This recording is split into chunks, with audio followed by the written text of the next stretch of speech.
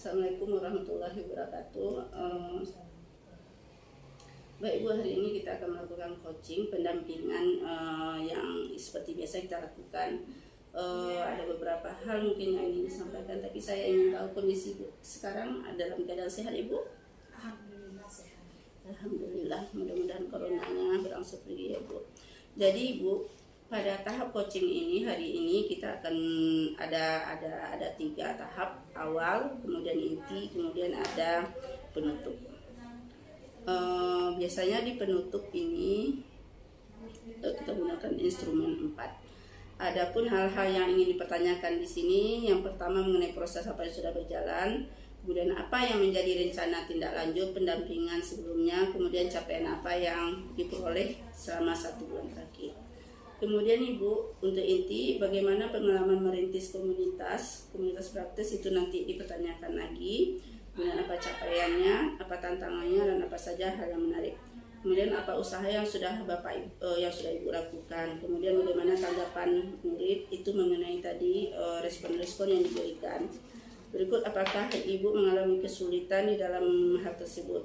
Kemudian mendapat umpan balik dari respon yang diterima murid itu seperti apa. Kemudian apa rencana yang akan Ibu lakukan bersama komunitas praktik yang sudah dicoba. Kemudian strategi apa yang akan dilakukan. Jadi jauh-jauh hari makanya Ibu sudah mulai membentuk komunitas praktisi itu yang saya minta seperti itu Ibu. Jadi pertanyaannya muncul di sini rupanya di PI 2 ini, pendampingan individu 2 ini. Baik Ibu, kita mulai kepada instrumen yang pertama ya Ibu. Pertama, proses apa yang sudah berjalan selama 1 bulan terakhir ini Bu?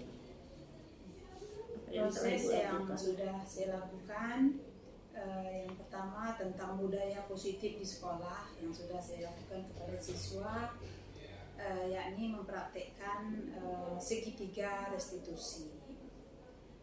Kemudian di dalam proses pembelajaran saya juga sudah mempraktekkan dari awal bulan kemarin membuat papan reflektif di kelas yang saya ajar, kemudian mempraktekkan bagaimana umpan balik dari siswa terhadap materi pelajaran, lalu mereka menjelaskan apa yang telah mereka buat di kertas yang mereka tempel di papan reflektif itu.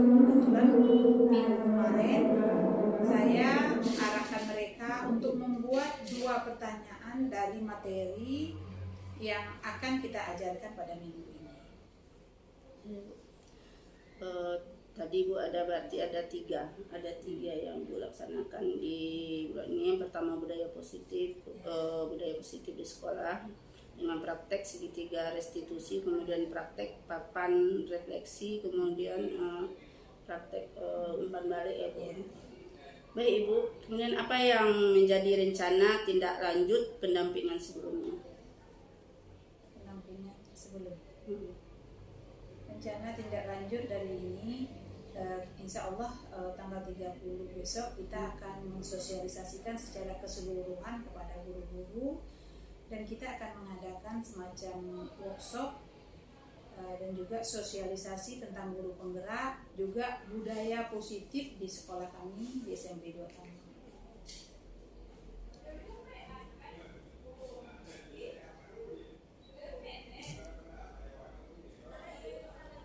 Capaian apa yang diperoleh selama 1 bulan terakhir Bu? Capaian yang pertama, siswa sudah mengerti bentuk kebutuhan yang mereka inginkan di dalam kelas sesuai kesepakatan kelas yang pernah dibuat di awal bulan kemarin. Siswa sudah memahami bahwa sebagai seorang manusia kita perlu dihargai. Jadi siswa sudah mengerti dia tidak melakukan suatu perbuatan yang tidak menyenangkan kepada orang lain karena dia tahu, karena dia butuh untuk dihargai. Dan pemahaman itu sudah mulai dipraktekkan oleh anak dengan tidak terlalu usil lagi kepada temannya.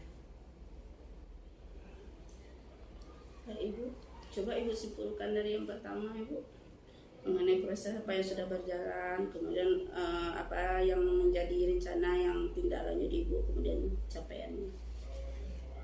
Baiklah, dari awal bulan kemarin sampai 1 bulan terakhir kita sudah mencoba mempraktekkan langsung di dalam pendisiplinan sekolah ini, yakni budaya positif. Budaya positif itu yang pertama terhadap anak yang tidak piket, kemarin saya praktekkan. Kemudian ada anak yang bergurau lalu memecahkan kaca jendela, lalu kita panggil di saat jam istirahat. Setelah itu kita merestitusi mereka dan mereka menanggapi dengan baik. Hasilnya mereka bertanggung jawab, yang tidak piket mereka piket setelah pulang sekolah, dan yang memecahkan kaca juga dia merasa telah merugikan sekolah dan dia mau mengganti dengan sukarela kaca yang dia pecahkan tanpa kita menyuruh atau memaksakan kehendak kita. Kemudian lagi di dalam pembelajaran, papan reflektif yang sudah saya pasang di kelas sudah bisa digunakan dan kita coba mempraktekkan. Ternyata siswa antusias gitu, bersemangat karena ada yang mereka lakukan setelah pembelajaran, sehingga apa yang mereka dapatkan di dalam materi pelajaran itu benar-benar mereka harus tuliskan dan tidak bermain di dalam proses pembelajaran itu. Yes, ya, lebih aktif nampaknya tadi ya Bu. Oke Bu, kita lanjut dengan instrumen berikut. Instrumen 1-2, tantangan tindak lanjut penerapan komunitas praktisi. Bagaimana pengalaman merintis komunitas praktisi di sekolah? Dalam merintis komunitas praktisi, dari awal kita secara pribadi kita datangi teman itu. Kita datangi teman, kita jelaskan tentang guru penggerak, kemudian kita jelaskan sedikit demi sedikit bagaimana peran seorang guru, kemudian nilai seorang guru, dan kita memberikan motivasi kepada teman-teman kita untuk kita laksanakan. Yang pertama mengenai kelas yang akan kita bentuk adalah kelas yang inovatif dan nyaman untuk siswa belajar. Saya mengajak teman-teman yang menjadi wali kelas di sekolah ini. Jadi kelas nanti dibentuklah komunitas praktisinya, itu namanya kelas imun. Ya, kelas imun, apa itu kelas imun? Kelas yang inovatif dan nyaman untuk anak belajar. Jadi dengan demikian nanti seluruh anak senang di dalam kelas. Kelas seperti apa yang mereka inginkan itu di bawah bimbingan oleh wali kelas. Jadi anggota komunitas praktisi saya itu nanti adalah wali-wali kelas sebanyak 13 kelas, berarti insya Allah 13 orang masuk di dalam komunitas praktisi tersebut. Baik Ibu, dari penjelasan yang Bu berikan tadi, Ibu sudah mengajak teman, yaitu guru. Dalam hal ini adalah wali kelas yang jumlah sebanyak 13 orang. 13 kelas artinya ada 13 orang. Berarti Ibu sudah berhasil mengajak guru kelas itu sebanyak 13 orang. Baik. Apakah capaian kegiatan sesuai dengan harapan dan tujuan? Alhamdulillah untuk tahap awal hari Sabtu kemarin kita sudah melakukan gotong royong dan saya sudah ambil foto dan videonya. Seluruh kelas sudah membenahi kelasnya karena kita terutama di luarnya dulu, karena masa pandemi Covid kemarin kelas banyak yang tidak terurus. Jadi apa-apa yang pokok menjadi kewajiban di dalam kelas itu, pertama struktur kelas harus ada, kemudian taman-taman di luar itu udah dibersihkan. Jadi untuk kedepannya kita benahi lagi secara bertahap keadaan kelasnya masing-masing yang dapat mendukung anak untuk belajar lebih nyaman dan bersemangat untuk datang ke sekolah. Jadi sudah kita lakukan pada hari Sabtu kemarin, seluruh kelas sudah kita benahi, sudah kita bersihkan dan dibuat rancangan untuk kelas lebih baik ke depannya insya Allah. Itu dalam mencapai kelas imun ya Bu. Ya. Jadi sesuai dengan tujuannya yang akan dilakukan pada komunitas praktisi, Ibu sudah mempunyai kelompok sebanyak 13 orang, kemudian telah melakukan gotong royong untuk mewujudkan kelas yang diminta, yaitu kelas imun. Membersihkan kelas. Terima kasih banyak Bu usaha Ibu selama ini, mudah-mudahan nanti dapat tercapai dan terlaksana dengan baik. Kemudian apa tantangan selama penerapan komunitas praktisi di sekolah Ibu? Apa ada tantangan? Iya, namanya program ya, kita tentu ada yang mendapat tanggapan baik, ada yang tidak baik. Mungkin ada beberapa rekan yang tidak terlalu positif dengan kegiatan yang akan kita lakukan. Mereka ada yang agak cuek gitu, tapi tidak banyak, hanya 1-2 orang. Kenapa? Karena mereka merasa memperbaiki kelas atau untuk merubah suatu kelas itu perlu biaya. Mereka jadi ada yang keberatan gitu, biaya dari mana gitu. Jadi kemarin saya sudah memberikan arahan kepada wali kelas bahwa biaya itu bisa dari sumbangan siswa dulu, sumbang sukarela banyak kas kelas, tetapi tidak dipaksa, semampunya mereka. Kemudian saya ajarkan kepada wali kelas supaya wali kelas mengajak anak berunding. Kelas kita seperti ini, mau kelasnya bagus apa tidak anak-anak? Mau, kalau begitu kita sumbang dulu. Jadi tidak perlu dipaksa, apa yang bisa disumbangkan anak walaupun sekecil apapun. Yang untuk taman kemarin saya sudah sarankan anak-anak bawa bunga dari rumah. Dengan sukarela menyumbangkan bunga, bukan dibeli. Mungkin ada bunga di rumahnya yang bisa diminta dan dibawa sekolah, ditanam menjadi taman di kelas masing-masing. Dan telah mereka lakukan sebagian. Kemudian apa hal yang menarik Bu dari pembelajaran saat merintis komunitas praktisi? Hal yang menarik itu yang tertantang kali sama kita ini. Ada wali kelas ini yang mungkin karena umur ya, faktor umur, tidak mau tahu, ya kan, tidak mau tahu. Dan kemudian merasa tidak bisa untuk melakukan itu. Ibu ajalah. Akhirnya saya ajak dia ke kelas. Tengok Bu, nanti kelasnya kita begini, saya bimbing. Kita duduk dulu, kita lihatkan kepada dia bahwa anaknya itu mau. Dan saya masuk ke kelas itu, saya tanya baik-baik anaknya mau bersemangat. Jadi akhirnya karena anaknya bersemangat, ibu itu pun mau. Jadi ibu itu saya bantu ke dalam kelasnya, menerangkan, menjelaskan kepada siswa. Akhirnya siswanya punya motivasi, maka wali kelasnya pun jadi ikut membimbing untuk kedepannya, insya Allah.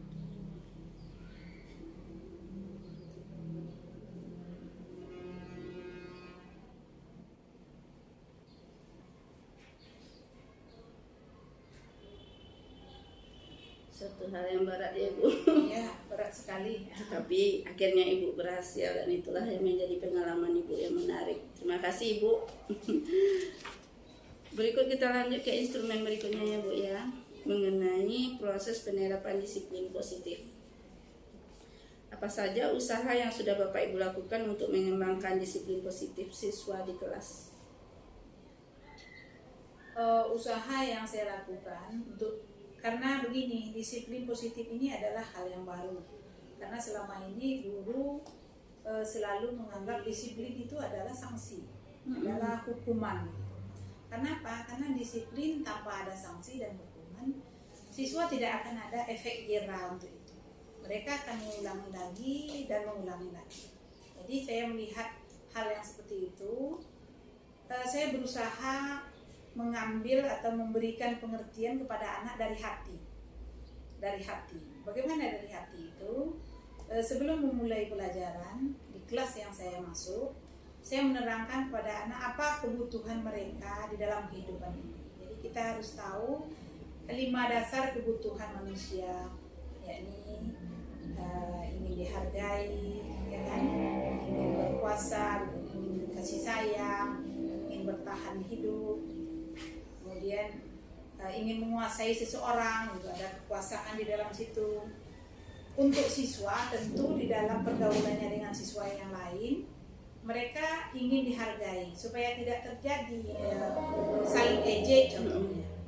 Saya tanyakan ke mereka, anak-anak sakit hati tidak kalau diejek? Sakit hati Bu.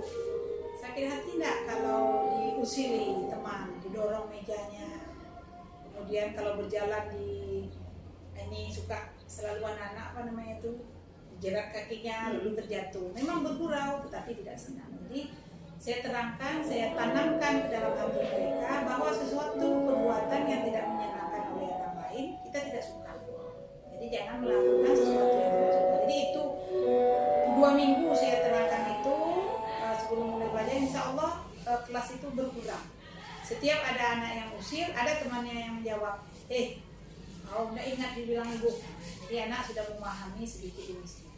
Jadi karena budaya positif ini, kalau kedepannya kita temukan anak yang usil lalu menangis mengadu ke kita, lalu kita tanyakan kesepakatan kelas kita yang awal.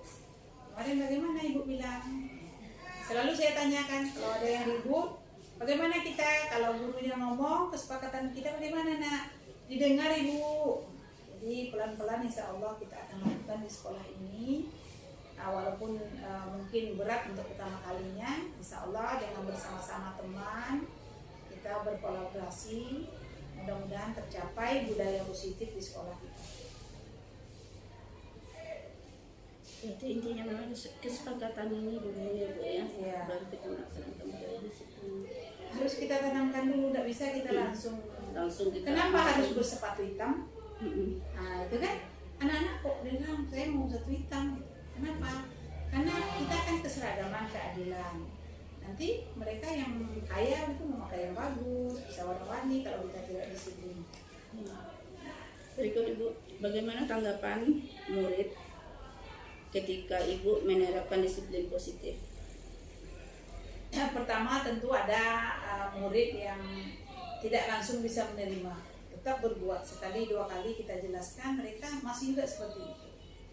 Lalu kita ambil lagi langkah dari hati ke hati. Kita panggil, kita tanyain apa yang dia mau, kenapa. Kemudian juga kita harus tahu latar belakang anak. Kenapa anak ini selalu ngomong di kelas, selalu berbicara di saat guru menerangkan pelajaran, dia duluan pula bicara. Jadi ada faktor yang harus kita tahu. Kita panggil anak itu secara pribadi, kita tanyain siapa orang tuanya. Jadi kita harus memahami dulu siswa satu persatu, tidak langsung memarahinya, karena ada faktor anak berbuat itu gitu. Penyebab mereka berbuat itu ada latar belakang dari keluarganya masing-masing. Kemudian apa tantangan selama menerapkan proses ini dalam pembelajaran dan bagaimana Ibu mengatasi tantangan tersebut? Budaya positif, disiplin positif tadi. Tantangan yang paling berat itu mungkin dari dalam diri kita itu. Dari dalam diri apa katakan emosi. Ya, kadang guru ini tidak bisa mengontrol emosi di saat anak berbuat salah. Jadi itu tantangan yang paling besar. Sebagai seorang guru kita harus bisa mengendalikan emosional kita. Karena apa? Apapun bentuk budaya positif yang akan kita lakukan, kalau sudah emosionalnya datang, di saat anak berbuat salah, teori itu hilang. Teori itu hilang, kita langsung barbar. Jadi kita yang pertama kali untuk menerapkan ini, kita bisa mengontrol emosi kita. Untuk menjadi seorang di posisi manajer itu sulit, ya kan? Di dalam teori kan ada posisi guru itu sebagai penghukum, sebagai pembuat orang bersalah, kemudian sebagai mentor gitu, sebagai teman, dan terakhir sebagai manajer. Tapi untuk mendapatkan manajer itu sangat sulit. Kuncinya kalau menurut saya itu adalah emosi.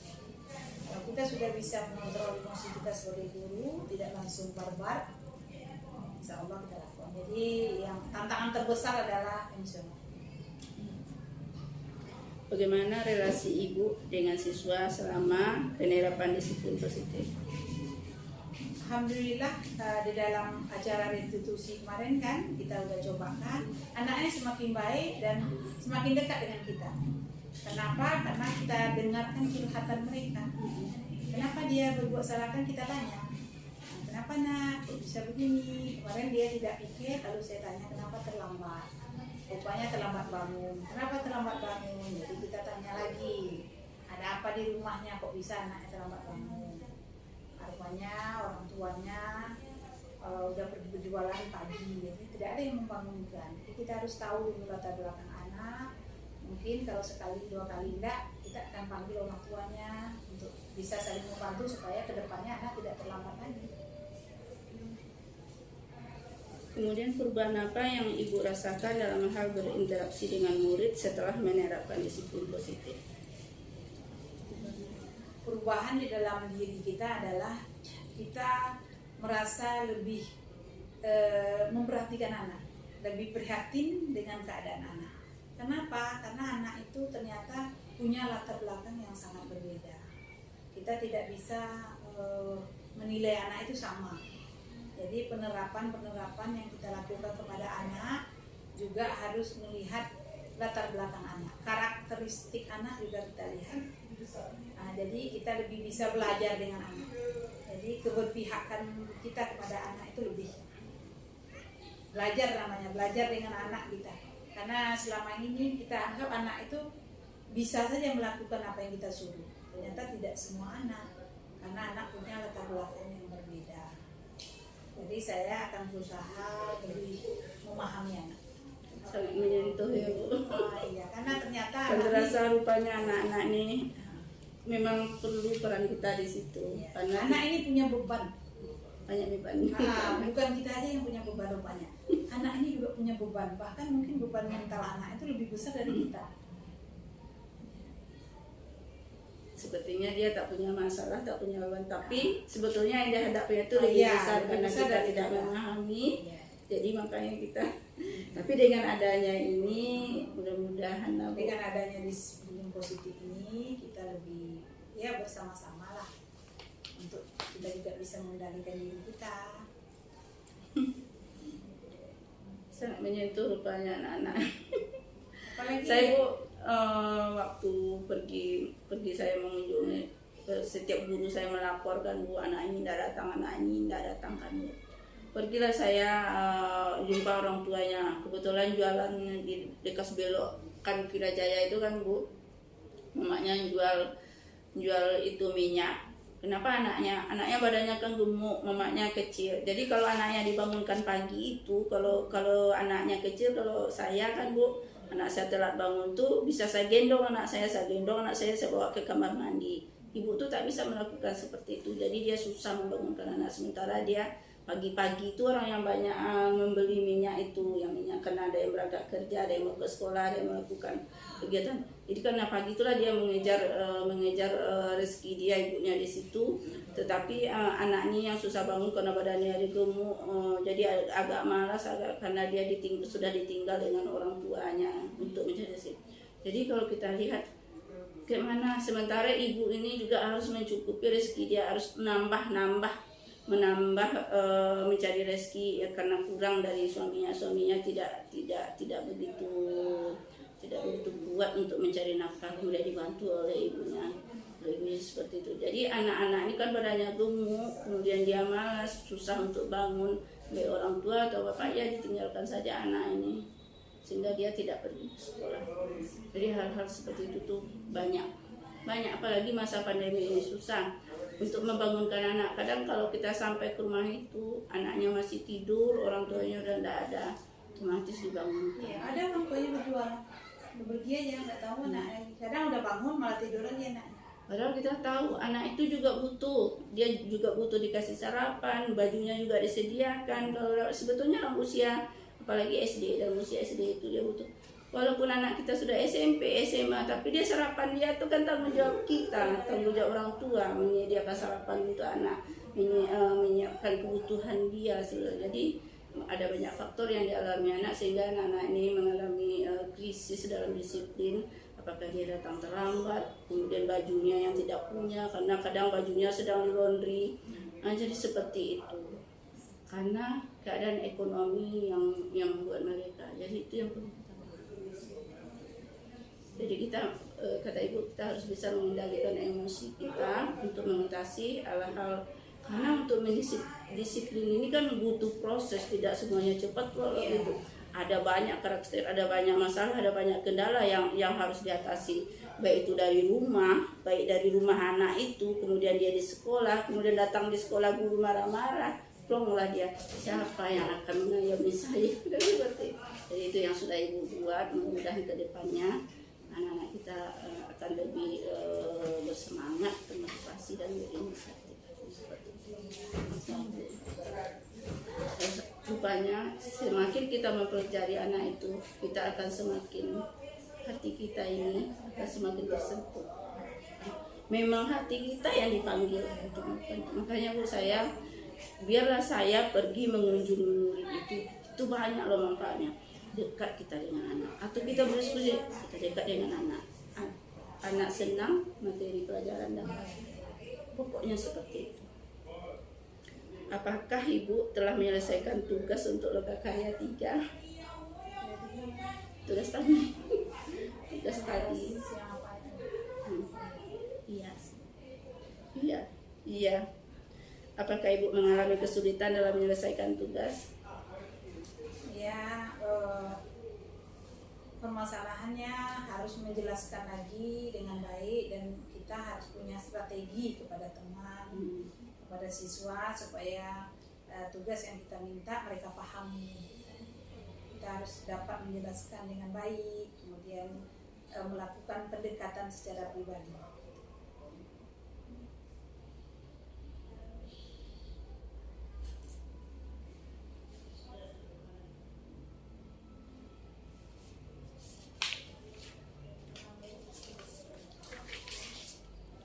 Juga Ibu mengenai rencana yang akan dilakukan Ibu CGP terkait praktik dan pembelajaran yang telah dilakukan mengenai penerapan disiplin positif.